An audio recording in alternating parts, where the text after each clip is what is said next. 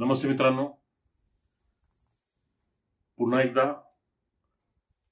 महसूल तरतुदीबाबत जी प्रश्न वारंवार विचारले जातात त्याबाबत या व्हिडिओमध्ये आपण चर्चा करू।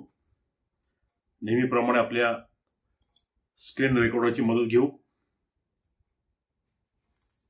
प्रश्न असा विचारला जातो की 7/12 सदरी आणेवारी जर नोंदवलेली असेल तर त्या जमिनीचं वाटप झालं आहे असं समजावं का?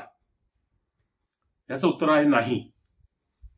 जुने जर आपण 7/12 उतारा बघितले तर त्याच्यात काही ठिकाणी आणेवारी नोंदवलेली आहे।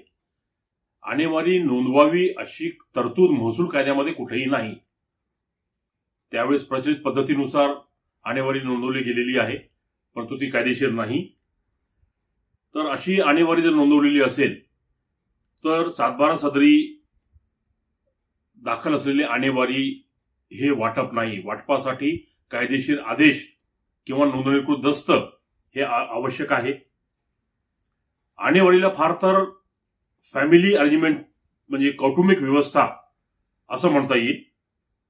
आणि वाटपचा जो अर्थ आहे तो मिट्स अँड बाउंड्स, माप आणि सीमांकने यानुसार सरस निरस मानाने जे झालेलं वाटप आहे त्याला वाटप म्हणतात। त्याच्यामुळे आणेवारी आणि वाटप हे दोन्ही एकच नाहीत, दोन्ही प्रकार वेगवेगळे आहेत।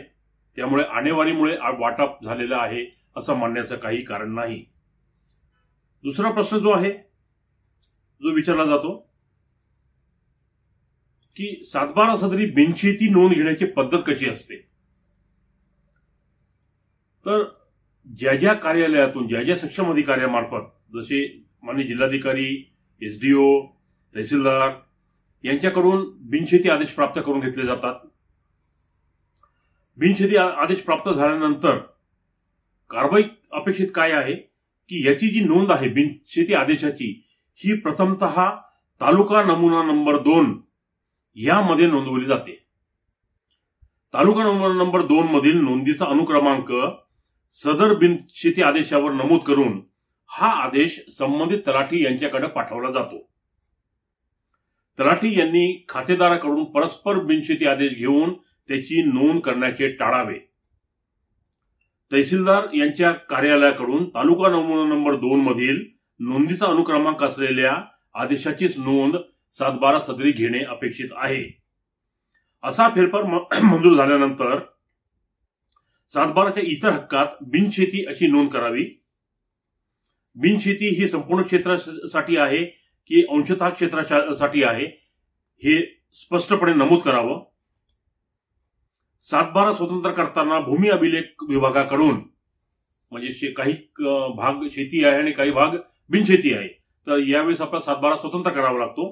त्यावेळेस भूमी अभिलेख विभागाकडून कजाप प्राप्त झाल्यानंतरच त्याची कजाप बघून आणि सनद बघून स्वतंत्र 7/12 तयार करावा। कजापानुसार गाव नमुना नंबर 1 म्हणजे जमीन नोंद वही याच्यातही दुरुस्ती करणे अपेक्षित आहे। ओपन स्पेस, रस्ता या क्षेत्रासाठी कब्जेदार सदरी स्थानिक प्राधिकरणाची नोंद करावी असे आदेश आहेत। आणि अम्युनिटी स्पेस या क्षेत्रासाठी कब्जेदार सदरी मालकाच्या नावाची नोंद करावी असेही आदेश आहेत। उदाहरणार्थ जर एखाद्या जमिनीचे क्षेत्र 40 आर आहे आणि पूर्ण 40 आर क्षेत्राचा बिनशेती आदेश असल्यास फेरफार सदरी बिनशेती आदेश क्रमांक तालुका नमुना नंबर 2 मधील अनुक्रमांक, क्षेत्राचे विवरण म्हणजेच ओपन स्पेस, अम्युनिटी स्पेस, रस्ता, रोड साईड, मार्जिन यांचे क्षेत्र व प्लॉटचे निव्वळ क्षेत्र या प्रकारे नमूद करावं लागतं। आणि त्यानंतर 7/12च्या इतर हक्कात बिनशेती अशी नोंद करावी लागते। आणि जर एखाद्या जमिनीचे क्षेत्र 40 आर आणि फक्त 20 आर क्षेत्राचा त्यांनी बिनशेती केलेली आहे तरी वरील प्रमाणे नोंद करून इतर हक्कामध्ये बिनशेती अशी नोंद जेव्हा आपण करतो तेव्हा ती किती क्षेत्रासाठी आहे अशी नोंद करावी। आणि त्याच्यानंतर कजाप आल्यानंतर त्या बिनशेतीचा आपल्याला जो 7/12 आहे तो आपल्याला वेगळा करता येतो, स्वतंत्र करता येतो। पुढचा प्रश्न जो आहे तो आहे चारा छावणी सुरू करण्याची कायदेशीर तरतूद काय आहे? तर धर्मदाय कायदा 1882, नोंदणी कायदा 1960 आणि महाराष्ट्र सहकारी सोसायटी कायदा 1960 अन्वये नोंदणीकृत असलेल्या सहकारी व सेवाभावी संस्था जनावरांच्या चारा छावण्या सुरू करू शकतात, अशी चारा छावणीबद्दल तरतूद आहे. पुढचा प्रश्न आहे, कोणती 15 प्रकारची झाडे तोडण्यास शासनाने प्रतिबंध केलेला आहे? पूर्वी ही 16 प्रकार होते. याच्यात एक चंदन झाडाचा समावेश होता, परंतु त्याची तरतूद आता रद्द केलेली आहे.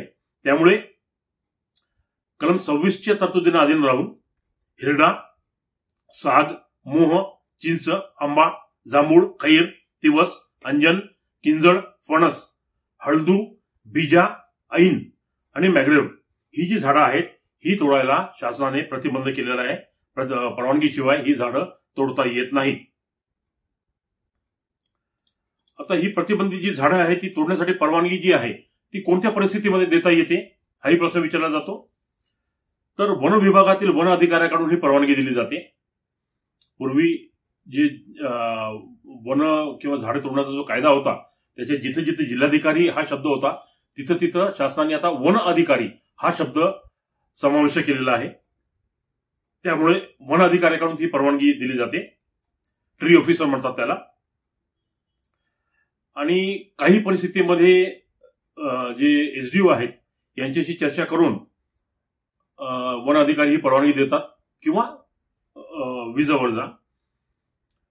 तर ही परवानगी कधी दिली जातं की झाड जे आहे हे वाळून मृत झाले आहे असं असेल तर, किंवा झाडावर रोग पडून किंवा वाऱ्यामुळे झाड वाकून मोडले असल्यास, वनीकरणाच्या दृष्टीने झाड पक्व झाले असल्यास, झाडामुळे वाहतुकीस अडचण येत असल्यास, आग, पाऊस किंवा नैसर्गिक कारणांमुळे झाडापासून फार मोठी इजा होण्याचा जर संभव असेल तर अशी परवानगी दिली जाते.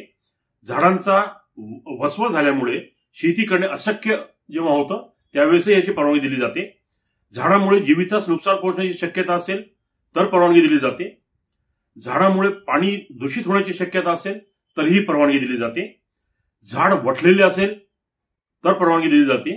किंवा झाडाच्या सावलीमुळे पिकाच्या उत्पादनावर विपरीत परिणाम होत असेल तर अशी परवानगी देण्याची तरतूद आहे. परंतु ही परवानगी वन अधिकारी यांनी द्यावी. झाडाबाबत तलाठ्यांची कर्तव्य काय आहेत? अभिलेखात झाडाच्या नोंदी अचूकपणे लिहाव्यात. नवीन झाडे लावली असतील तर त्यांच्या नोंदी अभिलेखात तात्काळ घेण्यात याव्या. या ज्या नोंदी आहेत ते गाव नमुना 12 मध्ये घेण्यात याव्या. जमीन हस्तांतरणाचे व्यवहार नोंदविताना झाडाच्या हक्काबाबत काय व्यवहार झाला आहे याची नोंद जी आहे ती न चुकता करावी. पीक पाहणीच्या वेळेस अभिलेखातील झाडाची पडताळणी करावी आणि नवीन झाडे लावली असतील तर त्याच्या नोंदी अचूक घ्याव्यात. सक्षम अधिकाऱ्याने दिलेल्या झाड तोडणी परवानगीत नवीन झाडे लावण्याबाबतचा जो आदेश आहे, काही ठिकाणी दिलं जातं की 2 झाडं तोडली तर त्याच्या ऐवजी तुम्ही 20 झाडं लावली पाहिजे. तर झाड तोडलं जातं परंतु ही झाडं लावली जात नाही. त्याच्यामुळे या तरतुदीकडे लक्ष ठेवावं. नवीन वृक्ष लागवडीस उत्तेजन तलाठ्यांनी द्यावं. महाराष्ट्र वृक्षतोड व नियम कायदा 1964 कलम 5 पोटकलम 2 अन्वय अव्वल कारकूनपेक्षा कमी नाही अशा अधिकाऱ्यास कोणत्याही जमिनीत जाऊन वृक्ष तपासण्याचा तसेच अनधिकृत झाडे तोडल्याचे म्हणजे अनधिकृतपणे झाडे तोडल्याचे आढळून आल्यास अशी तोडलेली झाडे जप्त करण्याचे अधिकार प्रदान केलेले आहेत किंवा अधिकार आहेत. पुढचा प्रश्न जो आहे तो कमाल धारणा जो कायदा, जमिनीचा कमाल धारणा कायदा, तर याची मर्यादा काय आहे? तर कोरडवाहू जमीन जी आहे ती 54 एकर आहे. हंगामी पाट पाण्याखाली बागायती जमीन जी आहे ती 36 एकर. बारमाही पाणी पुरवठ्याखालील जमीन जी आहे आणि कमीत कमी एका पिकासाठी खात्रीने पाणी मिळणारी जी बागायत जमीन आहे ही आहे 27 एकर. आणि कायम बागायत वर्षात 2 पिकासाठी खात्रीने पाणी मिळणारी जी जमीन आहे ती मॅक्सिमम आहे 18 एकर. या तरतुदी आहेत. महसूल मुक्त किंमत म्हणजे काय हा प्रश्न मला बऱ्याच लोकांनी विचारला होता म्हणून हा प्रश्न इथे घेतलेला आहे की महाराष्ट्र जमीन महसूल सरकारी जमिनीची विल्हेवाट लावणे नियम 1971 नियम 2 अन्वये महसूल मुक्त किमतीची जी आहे व्याख्या दिलेली आहे. शासनामार्फत जमीन प्रदान करताना प्रथम जागेची चालू बाजारभावाप्रमाणे किंमत ठरवावी लागते.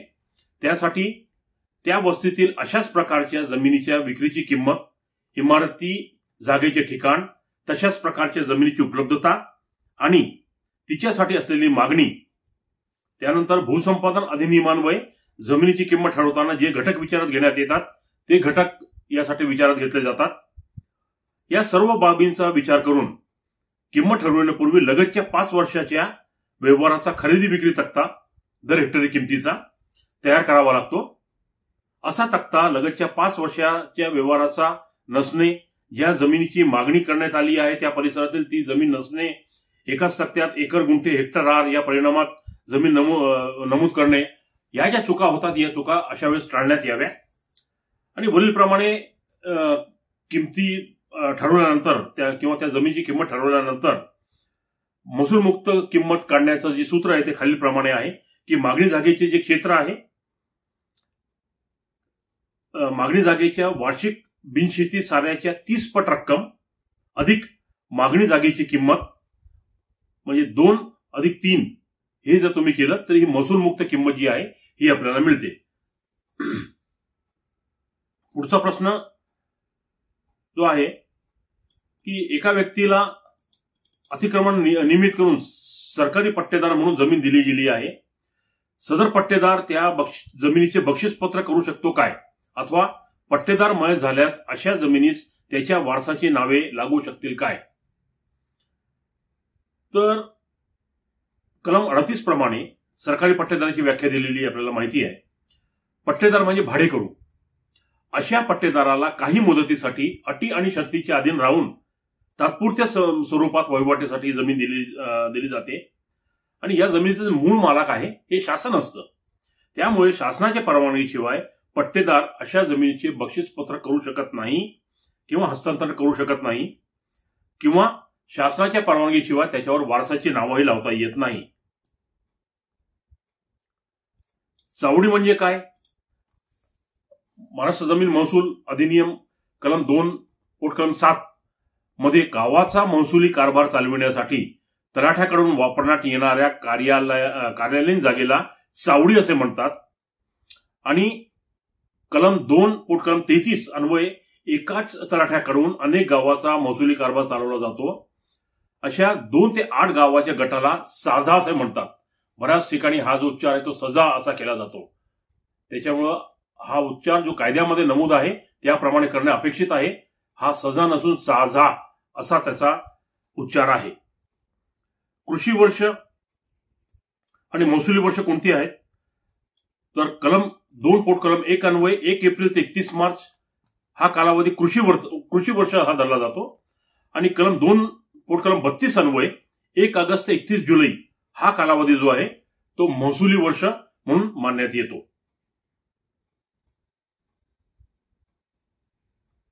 हे जमाबंदीचे काही आहेत, पण जेव्हा जमाबंदीचा आपण विषय घेऊ त्यावेळेस जमाबंदीची बाबत आपण माहिती घेऊ, काय काय तयारी अपेक्षित आहे वगैरे. जमाबंदीचा आपण एक स्वतंत्र व्हिडिओ करण्याचा प्रयत्न करू. आता गावठाण जमीन, वाडा जमीन, पारडी जमीन म्हणजे काय आहे? तर गावठाण म्हणजे कलम 122 अन्वये प्रत्यक्ष जास्त घरे व जास्त लोकसंख्या असणारी गावातील मध्यवर्ती जागा म्हणजे गावठाण. वाडा जमीन म्हणजे कलम 2 पोट कलम 44 अन्वये गावठाणामधील वैरण, खत, पीक व इतर गरजेच्या वस्तू ठेवण्यासाठी किंवा गुरेढोरे बांधण्यासाठी वापरण्यात येणारी मोकळी जागा जी असते तिला वाडा जमीन म्हणतात. आणि कलम 125 अन्वये या जमिनीला जमीन महसूल देण्यापासून सूट दिलेली आहे. पारडी किंवा परडी जमीन कलम 2 पोट कलम 26 अन्वये गावठाणातील घरालगत लागवड केलेली जमीन 125 अन्वये यालाही सूट आहे. 1/4 पेक्षा कमी असलेली पारडी जमीन कृषी किंवा अकृषिक सहाय्यक प्रयोजनार्थ वापरण्यात येत असेल तरच तिला महसूल देण्यापासून सूट आहे. या प्रयोजना व्यतिरिक्त ही जी जमीन आहे याचा वापर होत असेल तर ती अकृषिक आकारणी आणि दंडास पात्र होते, हे लक्षात घ्या. निस्तार पत्रक म्हणजे काय आहे? तर कलम 161 अन्वये एखाद्या गावातील भोगोट्यात नसलेल्या सर्व जमिनीच्या आणि तिच्याशी अनुषंगिक असतील अशा सर्व बाबींच्या विशेष करून कलम 162 मध्ये निर्दिष्ट केल्याप्रमाणे गावातील गुरे चरण्यास ज्या अटीवर किंवा शर्तीवर परवानगी देण्यात येईल किंवा लाकूड, इमारती लाकूड किंवा इतर कोणतेही जंगलातील उत्पन्न इत्यादी बाबींच्या व्यवस्थेसंबंधीची योजना अंतर्भूत असलेले पत्रक म्हणजे निस्तार पत्रक. हे पत्रक जे आहे ते माननीय जिल्हाधिकारी तयार करतात.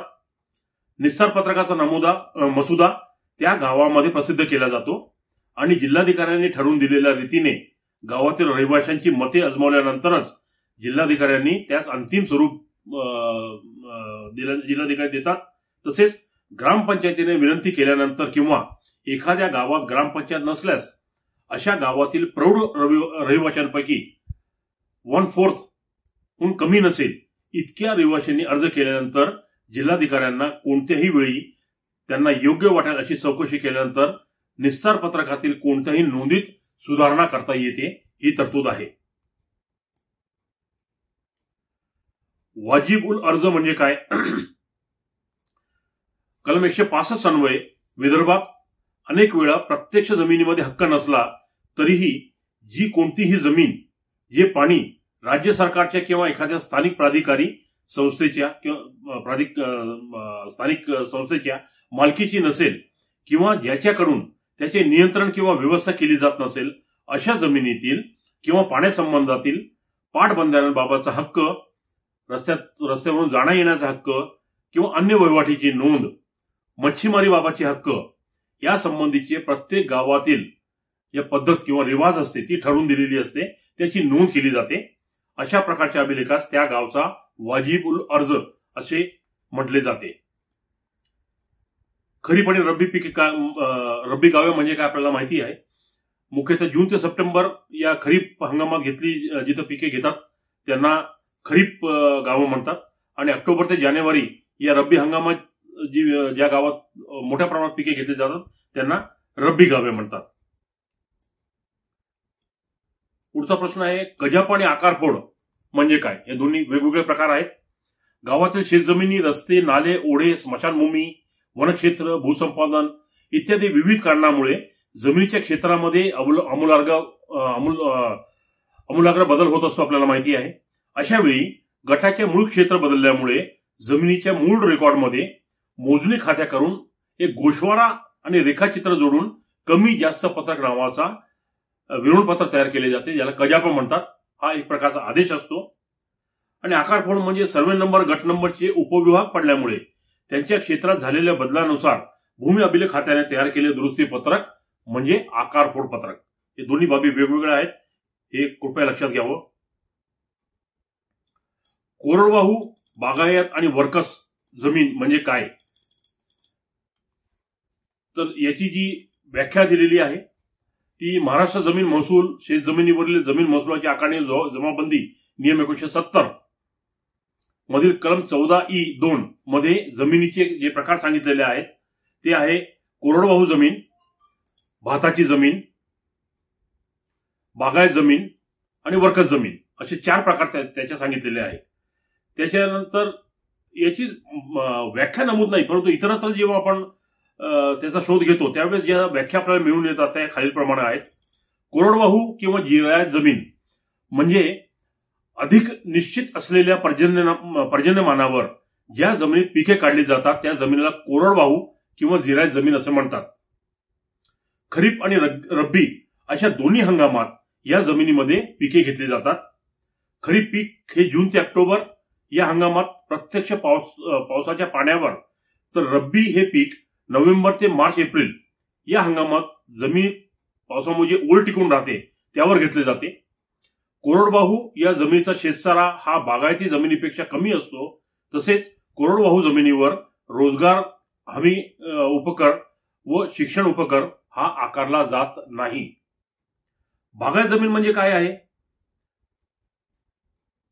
बागायत हा जमिनीचा प्रकार नसून खरं तर शेती करण्याचा प्रकार आहे, परंतु व्याख्या ज्या दिलेल्या आहेत त्या पर्जन्यावर कमीत कमी अवलंबित्व व पाण्याच्या निश्चित उपलब्धता असणाऱ्या जमिनींना बागायत जमीन म्हटले जाते.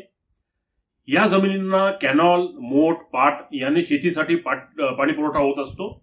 बागायती जमिनीत पाण्याच्या उपलब्धतेनुसार वर्षभर पिके घेतली जाऊ शकतात. बागायत जमिनीचे हंगामी बागायत आणि किंवा बारमाही बागायत असे दोन प्रकार पडतात. बागायत जमिनीवर रोजगार हमी उपकर, शिक्षण उपकर वसूल केला जातो शेतकऱ्याच्या सोबतच. वर्कस जमीन जी आहे, वर्कस जमिनीची व्याख्या जी आहे ती आपल्याला महाराष्ट्र कुळ कायदा कलम 20A यामध्ये नमूद आहे. वर्कस जमीन ही कोकणामधील लागवडीखाली न आणता येणारी जमीन असून तिचा उपयोग भात शेती लागवडीच्या राब खताच्या प्रयोजनार्थ केला जातो. तर राब पद्धत काय आहे? महाराष्ट्रातील कोकण व मावळ भागात भाताची रोपे तयार करण्यासाठी प्रथम जमीन भाजण्याची पद्धत प्रचलित आहे व त्या पद्धतीला राब भाजणे असेही म्हणतात. राब भाजण्यासाठी गुरांचे शेण व जंगलातील झाडांच्या फांद्या इत्यादीचा वापर केला जातो. प्रथम शेणाचे बारीक पुंजके राबाच्या जागेवर त्या जमिनीवर पसरले जातात. शेण संपूर्णपणे वाळल्यानंतर त्याच्यावर गवताचा थर देतात व वरून वाळलेला पालापाचोळा त्याच्यावर पसरला जातो. पालापाचोळ्याच्या थरावर थोडं शेड पसरून वर मातीचा पातळ थर देऊन त्याला जाळलं जातं. मातीमुळे राब सावकाश जळण्यास मदत होते. वारा नसताना किंवा मंद असताना वाऱ्याच्या विरुद्ध दिशेने राब पेटवतात. राब सावकाश जळत राहतो, त्यामुळे शेताच्या मातीचा थर संपूर्णतः भाजून निघतो व मातीतील कीड, रोगजंतू आणि तणांचे जे बिया असतात त्या जळून नष्ट होतात आणि जमीन सच्छिद्र झाल्यामुळे रोपांची वाढ चांगली होते. राबाच्या राखेचाही खत म्हणून उपयोग केला जातो. राब न भाजता केवळ खताचा वापर करून भाताची चांगली रोपे तयार करता येतात. मात्र अशा रीतीने तयार केलेल्या रोपात तणांचा उपद्रव जास्त असतो. त्यासाठी तणनाशकांचा वापर करणे आवश्यक असते. त्याच्यामुळे तणनाशकांचा म्हणजे केमिकलचा वापर होतो. त्याच्यामुळे तो वापर करू नये किंवा करण्याचा टाळण्यासाठी हे राब या प्रकारे तयार केला जातो किंवा राबाची जमीन जी म्हणतात ती या प्रकारची असते. याशिवाय दुर्जल जमीन म्हणजे डोंगराळ भागात जिथे पर्जन्यमान एकदम अनिश्चित असते तेथील शेतजमीन, त्याच्यानंतर ओलिताची जमीन, लागवडीखालील क्षेत्रात पाण्याचा हंगामी किंवा बारमाही पाणी पुरवठा असलेली आणि शासनाच्या कोणत्याही उपसिंचन पद्धतीने पाणी न मिळणारी शेतजमीन जी आहे ती ओलिताची जमीन म्हटली जाते. हंगामी ओलिताची म्हणजे नदीच्या पात्रात असलेली अथवा नदीच्या पाण्यामुळे हंगामात जलसिंचित होणारी जमीन, असेही शेतीचे काही प्रकार जे आहेत ते कायद्यात नमूद आहेत. पुढच्या व्हिडिओमध्ये आपण पुन्हा काही जे प्रश्न आहेत त्याची उत्तरं जाणून घेऊ. धन्यवाद.